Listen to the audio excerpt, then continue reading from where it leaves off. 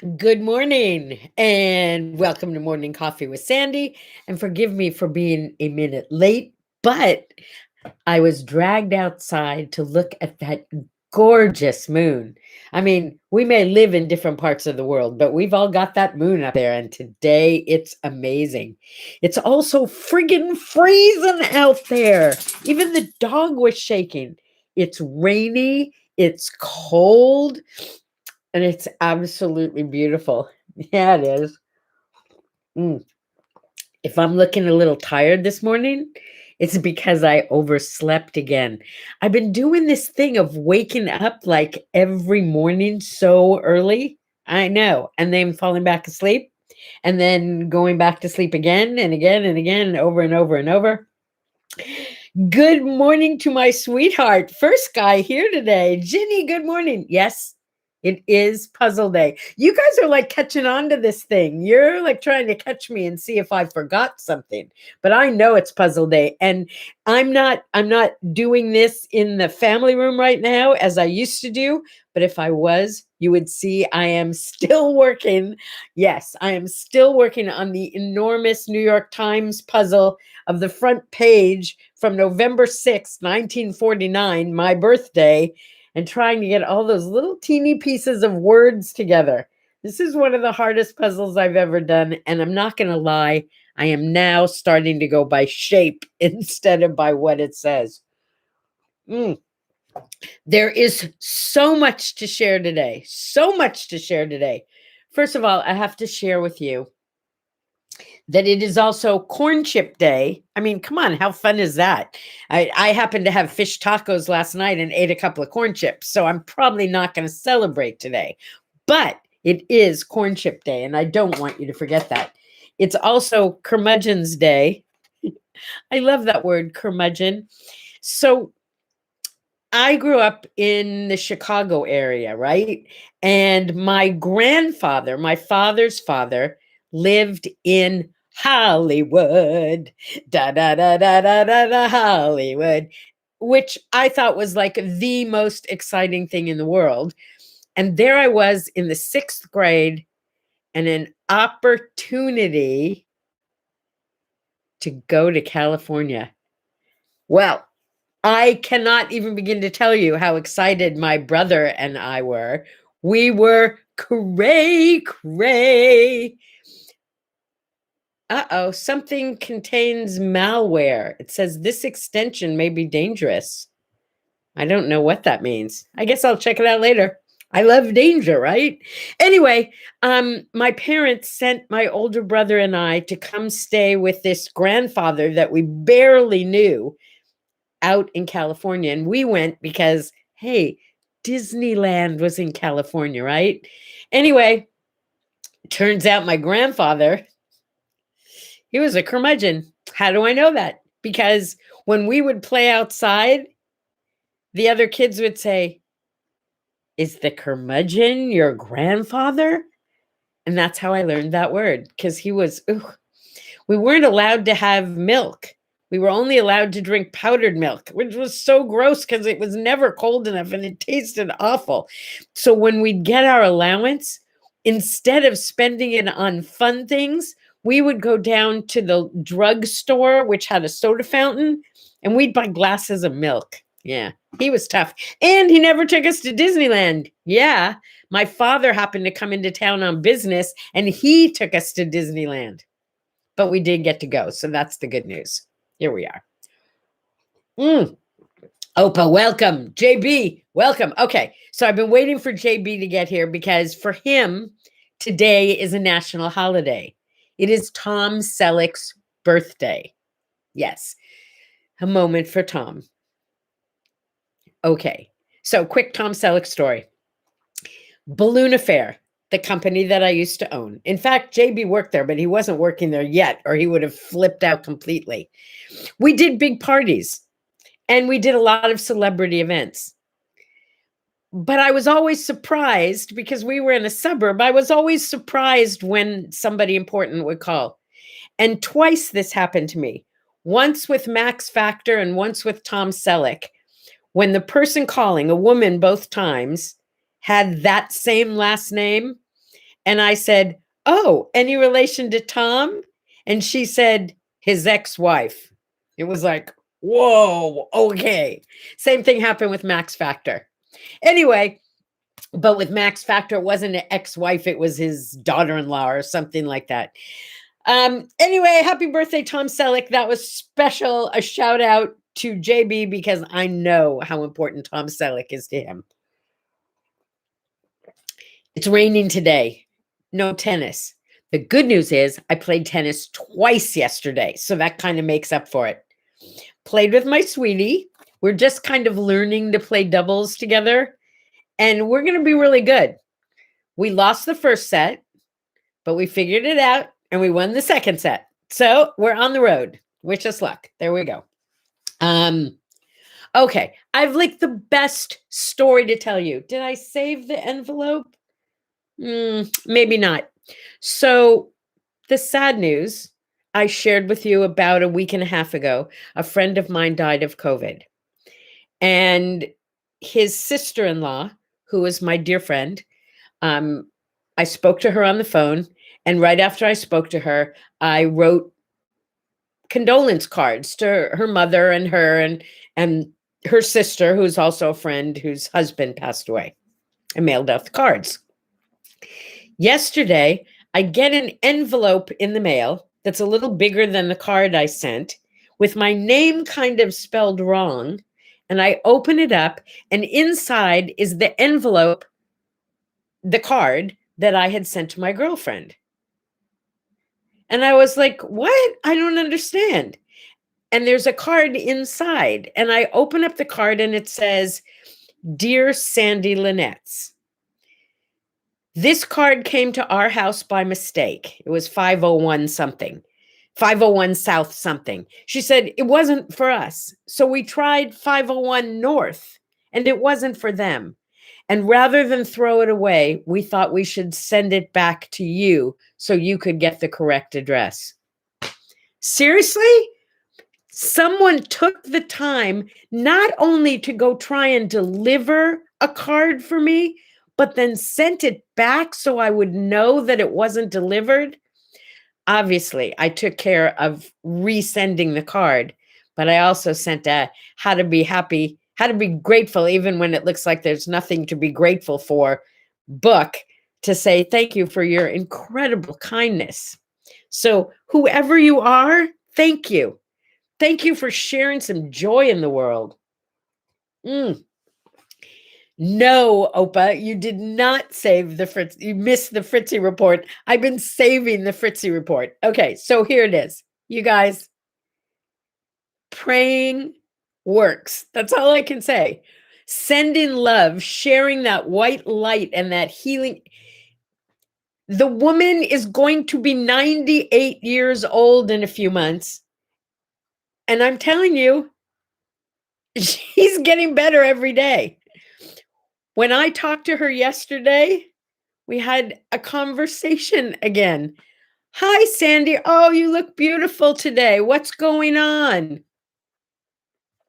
I'm not going to tell you she's 100%, but she ate her breakfast. She ate most of her lunch. She's as cute can be.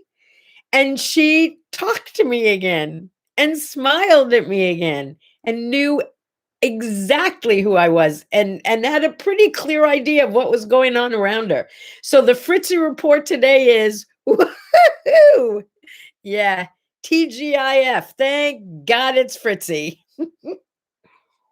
So that's the Friday Fritzi report, and it's fabulous. Totally. It's also Oprah Winfrey's birthday today. I don't want to forget Oprah. I mean, who can forget Oprah? You do know that I was on her show, right? Yeah. I'll share that story again someday. But I was actually on the Oprah show. See, look, I'm even calling Oprah now.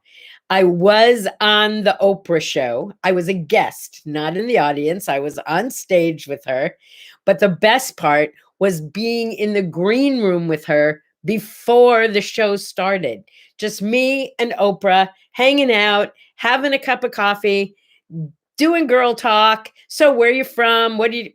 I have to tell you, She was the most delightful hostess. She was awesome.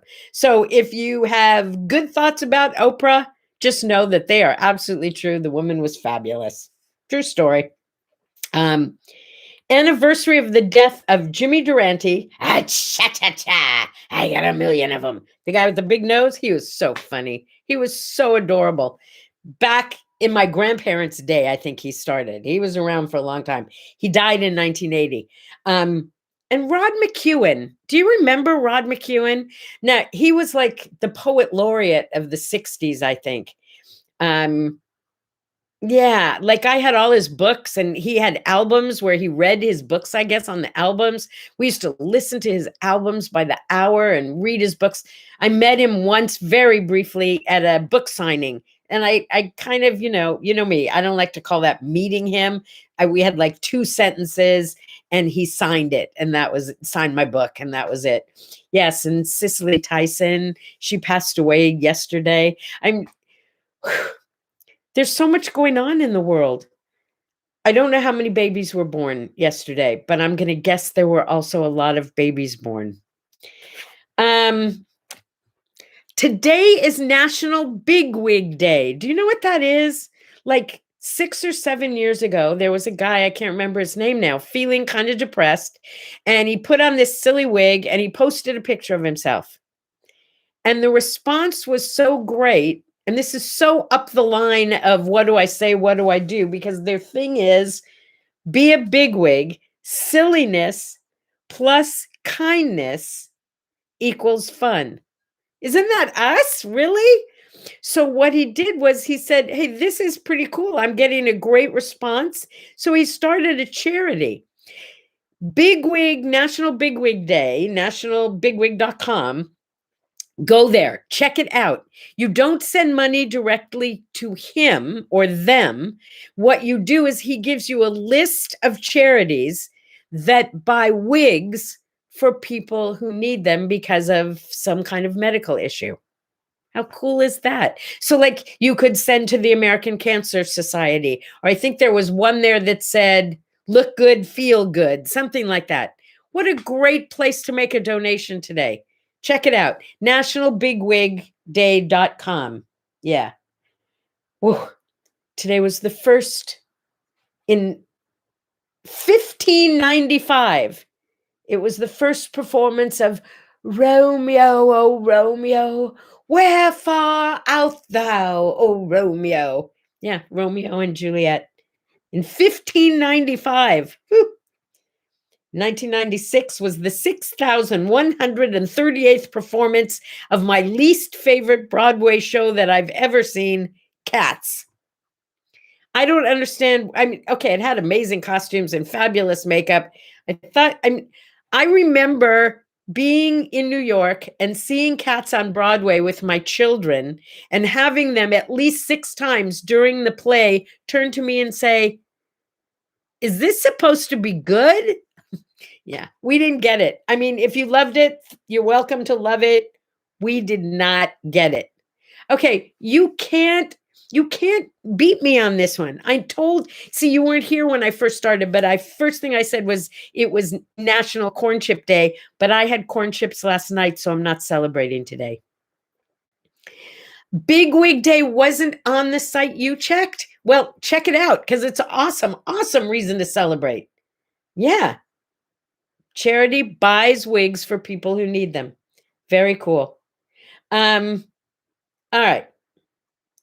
In 1936, this was the first time baseball players had been in. Do you like that my glasses match my shirt today? First time baseball players were, what's that word? Inducted into the Hall of Fame. And 2 of the first ones were Ty Cobb and Babe Ruth, probably 2 of the only old time baseball players whose names I actually know. Yeah. My son was a baseball player in high school. Yeah. Why was he a baseball player? Well, because I was a Jewish mother and Jewish mothers don't like their boys to play football. He wanted to play football. I said, absolutely not. No contact sports. You'll get hurt. I cannot let you do that. Oh, he was so angry at me. I think he's still angry about that. but I refused to let him play football. So he chose baseball. And boy, did he show me 3 concussions. 3 concussions playing baseball. He was a really good player. Mike Mador. Sounds like the name of a baseball player, doesn't it? Mike Mador, number 10, Mike Mador. Wait a minute. Where is it? Where is it? Where is it? Where is it? Where is it? I know it's here somewhere. I know it's, wait. This is him when he was a little kid. How cool is this stand-up? I don't remember who did this for me, but come on, seriously, is that like the coolest thing you ever saw?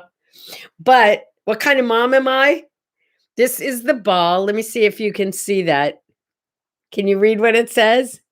It says first Grand Slam, July 3rd, 1990. Yeah. I was a working mom, so when they had games, frequently, I would like have to leave work and go to a game, miss a game. Oh, I hated missing games, but I missed a lot of games.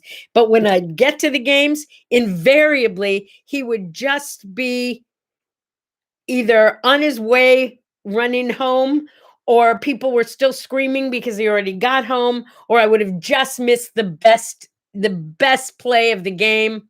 Anyway, here's to the Baseball Hall of Fame. I don't think baseball is boring, by the way. I happen to love baseball. Yeah, you know, I'm a big White Sox fan. And wait a minute, let me see if I can do this. Am I going the wrong way? What happened here? What happened here? What happened? Oh, I do. I have to go all the way around. Wait a minute, all the way around. Look, I even have this big life-size thing of Louis Aparicio. Louis Aparicio was my very favorite White Sox player back in the 50s. I wrote songs for him. I was passionately in love with Louis Aparicio of the White Sox. Little Louis, 11 on your chest, always in and out a second. You always did your best. It's a whole song. I mean, I like literally had a crush on the shortstop of the White Sox in 1956. I was a whole 7 years old and I wrote the man a song. No kidding. Anyway, what else?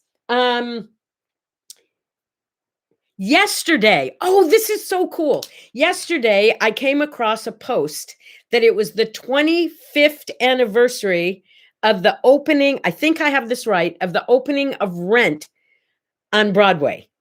Rent. I mean, who doesn't love Rent, right? No, I guess there's some people who don't, but I loved that show. But I have a special place in my heart for it because a friend of mine, Sean Earl, hi, Sean, if you're out there, Sean Earl played Angel on Broadway. Angel was like, as far as I'm concerned, the best role in the entire show anyway. So his dance friend, Helene, and Helene's the reason I know Sean, and she's like this amazing dancer and choreographer who is my friend first. Not my friend before Sean, but I knew her before I knew Sean. She introduced me to Sean. Got that? Okay. So Helene says that she and Sean's friend Siobhan are going to go to New York to go see him open in New York on Broadway in Rent. And I said, I'm in. So I went with them. Okay. If I told you all the adventures we had in New York with Sean and the cast from Rent, you would tell me I was making it up.